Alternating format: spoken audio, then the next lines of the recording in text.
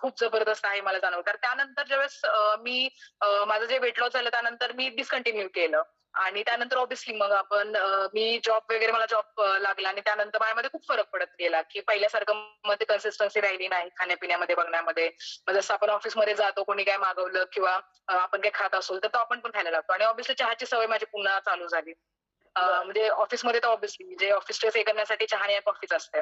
मग दिवसातून 2-3 वेळा चहा व्हायचा वगैरे. त्यामुळे माझं काय म्हटलं तरी 7 किलो वजन वाढलं होतं माझं, जे लॉस केलं होतं त्यामधून. ओके. आणि मग तेच मग जे रेग्युलर प्रॉब्लेम्स चालू झाले मग त्यानंतर माझी स्किन वगैरे खराब झाली होती आणि इव्हन शुगर इंटेक असल्यामुळे काय झालं होतं, माझा चेहरा खूप सुजला होता. म्हणजे मी तुम्हाला सांगू शकते की अराउंड 20-25 दिवसापूर्वी जस्ट मी माझ्या घरी गेली होती माझं पासपोर्टसाठी ऍप्लिकेशन करायला.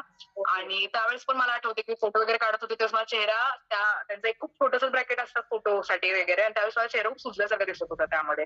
मग माझं ती लास्ट टाइमची पण स्टोरी तीच होती की आपण जस्ट आरशामध्ये बघतो की आपल्याला की बापरे काय जबरदस्त आपण वेट गेन केलेला आहे. त्यावेळेस आपल्याला ते हिट होतं कुठेतरी. आणि त्यानंतर आय थिंक मी चालू केलं. मी गुढीपाडवा आणि होळीच्या दरम्यान घरी गेली होती. त्या दरम्यान मी माझं ते पासपोर्टचं काम केलं होतं. आणि त्यावेळेस माझी आई पण बोलत होती, की "अगं तुझं वेट वगैरे गेन झालेलं आहे, थोडंफार लक्ष दे." आणि मी माझ्या पद्धतीने मी प्रयत्न केलं होतं. मी इव्हन पेड न्यूट्रिशन पण म्हणजे कोचिंग पण लावली होती त्यासाठी, की रेग्युलर तुमचं जे डाएट वगैरे तुम्ही सांभाळता वगैरे या सगळ्या गोष्टींचं. बट त्यामध्ये ना कन्सिस्टन्सी अजिबात नव्हती. कारण की ऑब्व्हियसली त्यामध्ये असं जसं आपण आता कम्युनिटीमध्ये आहोत, रोज सकाळी अफर्मेशन्स असतात, लोकांचे रिझल्ट्स वगैरे ऐकतो. हे एक खूप जबरदस्त पॉझिटिव्ह एन्व्हायरमेंट आहे. आणि अफर्मेशन्स ऐकल्यानंतर, लोकांचे रिझल्ट ऐकल्यानंतर ते आपण बोलतो ना, आपण पण मॅनिफेस्ट करतो, की माझ्यासोबत पण असं व्हायला हवं.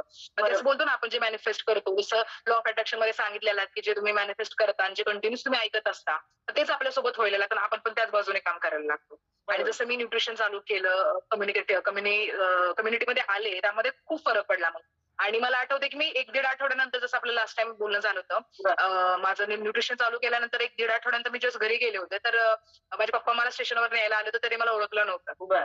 हीच आहे म्हणून वगैरे असं मला हाक मारायला लागले. म्हणजे घरी गेली त्यावेळेस माझ्या मम्मी-पप्पांना पण जबरदस्त आनंद झाला होता, की जो फरक पडला होता ना माझ्यामध्ये, नॉट जस्ट वेट बट माझं फॅट लॉस जबरदस्त झालं होतं. इंटेस्ट लॉस बोलतो आपण ते खूप जबरदस्त झालं होतं. त्यामुळे लक्षात येत होतं, की हा ही श्रिंक झालेली आहे म्हणून. आणि इतके खुश झाले होते घरचे वगैरे. माझ्या घरच्यांनी माझ्या कोच सरांना पण कॉल करून सांगितलं होतं आणि त्यांना म्हणजे थँकफुल राहिले होते, की जबरदस्त तुम्ही त्यामध्ये चेंज केलेला आहे. मग त्यावेळेस पण कोच सर तेच बोलले होते, की कम्युनिटीचा कसा फरक पडतो वगैरे.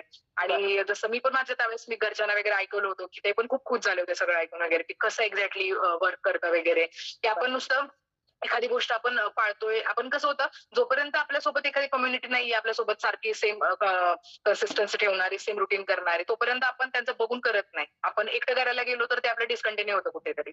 आणि मला वाटतंय तो खूप फरक पडला. खूप सुंदर रुटीन